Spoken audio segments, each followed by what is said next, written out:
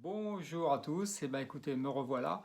Après pas mal de questions, je vais vous présenter un appareil qui va vous permettre de contrôler le branchement de vos lampes de chevet, si c'est branché à l'endroit ou à l'envers, c'est-à-dire la phase, le neutre.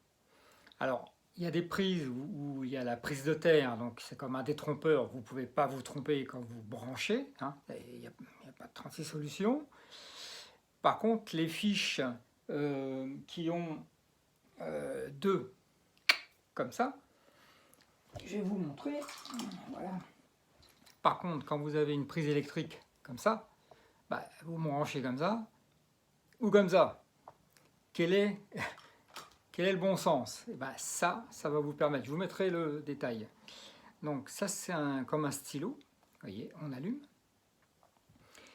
Et je vais vous faire l'expérience sur ma lampe là, qui est ici, là derrière. Là, elle n'est pas branchée. Et vous voyez que ça clignote. Vous voyez que ça clignote là-bas. Là. Donc quand ça clignote, c'est que c'est bon.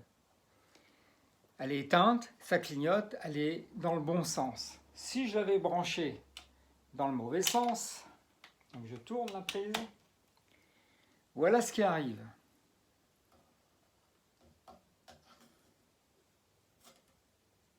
Vous voyez? Ça reste allumé. Vous voyez, voilà. Tac, j'enlève. Je touche la lampe. Ça reste allumé. Je le mets bien. Voilà. Vous voyez? Ça reste allumé. Ça veut dire que le branchement est à l'envers. Il faut simplement inverser la prise de la lampe dans la prise électrique. Ça veut dire aussi que si vous êtes branché à l'envers, comme là, votre lampe de chevet, elle émet un champ électrique que l'on peut mesurer avec ça. Alors il y a une pince, c'est pour pas que le corps touche l'appareil. Et quand on approche, alors là, je suis désolé, hein, c'est vraiment fait. Vous voyez, je suis à combien là? 34, 35 parce qu'il y a le fil du téléphone. Normalement, dans la pièce, je suis à 5-6 volts par mètre. C'est très bien. En dessous de 10, ça va. Par contre, quand j'approche là, mais vous n'allez pas le voir, je prends ma lampe, je suis à presque 600 volts. 600 volts par mètre quand je touche la lampe. Où je suis à proximité, vous voyez. Là, je suis à proximité, je suis à 105 volts. Donc là, c'est pas bon du tout parce que on en revient à la mise à la terre. Et bien là, vous vous chargez en courant. Et si vous laissez votre lampe de chevet branchée à l'envers, toute la nuit, elle va émettre un champ électrique. Voilà. D'où l'importance de ce petit stylo pour vérifier vos branchements. Alors après, quand c'est des branchements, vous savez, on a tous un tas de fils derrière la télé. Bon, on va pas se coucher derrière la télé. Ça serait bien de mettre tout bien, mais bon, comme je vous ai dit hier, on va privilégier les endroits où on stagne. Donc la lampe de chevet qui est pas loin du lit.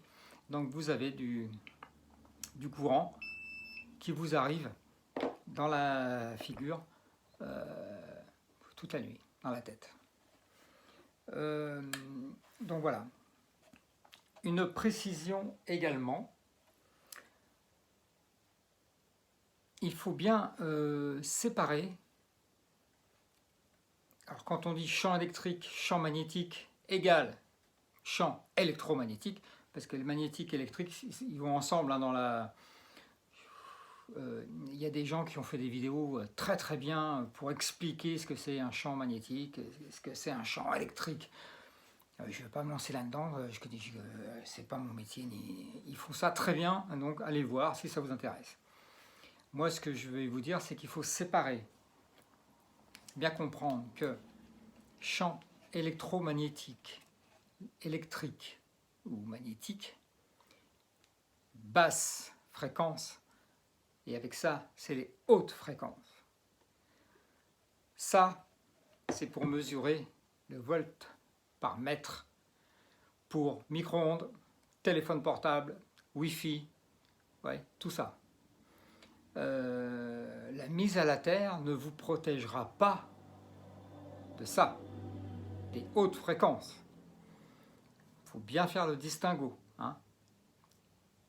Basse fréquence avec l'électrique, haute fréquence avec tout le reste, les Wi-Fi, le micro-ondes et tout ça, qui se mesure avec ça. Alors je sais qu'il y a un pays en Suède. Alors là, attendez, oui, toujours pareil, moi je prépare rien. Alors bon, c'est en Suède, je crois, qu'ils ont une tolérance. C'est un pays nordique. Une tolérance de 400 millivolts par mètre. 400 millivolts. Et en France, je crois qu'on est dans les 15-17 volts, la tolérance. Alors ça veut dire que les Suédois, hein, c'est des petits bonshommes, mais nous, en France, on est des gros costauds, on est des gros balèzes, on peut encaisser 15 volts par mètre. Vous m'avez compris que c'était complètement absurde. Tout ça, c'est une histoire de se protéger, d'être tranquille. On met une tolérance à 15 volts alors que quand on vous balance... Alors, les personnes électrosensibles sont sensibles évidemment au champ électromagnétique, au champ électrique, là, ce qu'on vient de voir avec la lampe, mais évidemment, ils sont sensibles aussi aux hautes fréquences. Les antennes relais, et ça se mesure avec ça. Et c'est bien, donc les géobiologues ont ça ou en ont un autre, hein, il y a tout un attirail. Donc je voulais vous montrer tout ça. Je fais court cette fois-ci, donc vous allez me dire comment, je vous mets les références de ça.